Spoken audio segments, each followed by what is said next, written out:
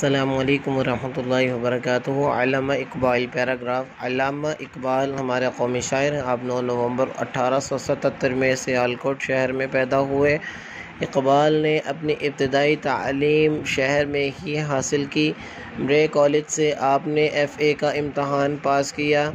FA کا امتحان پاس کرنے کے بعد آپ لاہور آ گئے۔ آپ کے دل میں اعلیٰ تعلیم حاصل کرنے کا بہت شوق تھا۔ 1905 میں آپ انگلستان چلے گئے۔ وہاں کیمبرج یونیورسٹی سے فلسفے کی ڈگری لی۔ اس کے بعد جرمنی چلے گئے اور وہاں سے PhD کی ڈگری حاصل کی۔ 1908 میں تعلیم کا سلسلہ مکمل کر کے وطن واپس لوٹے۔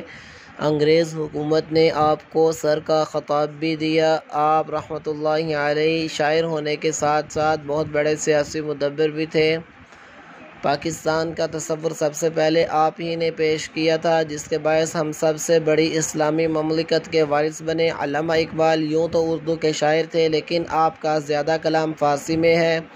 بانگ درا، بال جبریل، ضرب کلیم، جاوید نامہ، پیام مشرق وغیرہ آپ کی مشہور تصانیف ہیں۔ آپ نے 21 اپریل 1938 عیسوی کو لاہور میں وفات پائی۔ آپ کا مزار بادشاہی مسجد کے صدر دروازے کے قریب ہے۔ یہ آپ نے نوٹ کرنا ہے، پہلے اس کو یاد کرنا ہے اچھا سا، پھر اس کو زبانی اپنے نوٹ بک پر نیڈ کاپی پر اس کو تحریر کرنا ہے۔ السلام علیکم ورحمۃ اللہ وبرکاتہ۔